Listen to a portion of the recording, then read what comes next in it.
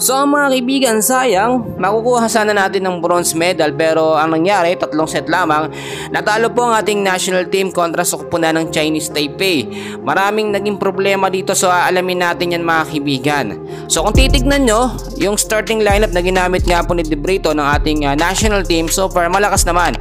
And then halos hindi naman binabago mga kaibigan yung lineup, yun at yun din yung nasa starting lineup ng Alas Pilipinas. Pero nung set 1 nakita nyo, dahil nga po sa hindi binabagong lineup masyado ng Alas Pilipinas, napag-aralan ng Chinese Taipei. At yung set 1 nakuha ng Chinese Taipei yung score, pagkapanalo 25-17. At ng set 2 mga kaibigan, eto sana sa atin na sana yan, sayang, pero nakita nyo naman mga kaibigan, kapag mga intense and crucial game, aminado tayo at napansin natin, medyo kinakabahan ang ating national team Alas Pilipinas, pag mga intense and crucial game, medyo talagang yung pagsasalo ng bola, yung mga service, mga set mga kaibigan, medyo kinakabahan talaga. Do yung mga set naman na binibitawan po ni Gia Morado de Guzman, perfect naman talaga.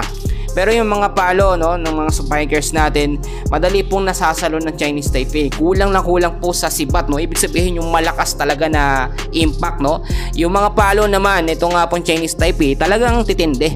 Ang lakas po ng impact na hindi masalo ng ating mga libero, ating Alas Pilipinas. So panalo ang Chinese Taipei sa set 2 sa score na 26-24. Pagdating naman ng set 3, dito nagkaroon ng intense and crucial game. At ang akala natin aabot pa nga ng set 4 at makukuha ng Alas Pilipinas yung pagkapanalo sa set 3. Pero nakita nyo naman, merong chemistry. Eto nga pong Chinese Taipei, nakuha din nila yung momentum nila, kalagitnaan po ng set 3. So nagtuloy-tuloy yun mga kaibigan. So hindi man natin nakuha ang bronze medal, pero maganda naman ang pinakita ng ating Alas Pilipinas national team. So nakikita natin yung mga problema ng ating national team. Unang-una, mga errors dapat maiwasan. Dapat din yung mga player mga kaibigan nagkakaroon ng maayos na rotasyon. Pinapalitan ni De Brito kapag hindi maganda ang pinapakita or parang napapagod, kailangan nagro-rotate lahat ng mga player kasi anihin natin yung mga bench player ng Alas Pilipinas kung hindi naman ginagamit. At dadagdag ko din, dapat magdagdag ng panibago or ng mas matatangkad na player ang ating Alas Pilipinas. Magagamit ho yun sa matatangkad na player mga kaibigan. Do ang Chinese Taipei, hindi naman sila katangkaran, pero napaka-agresibo nila gumalaw.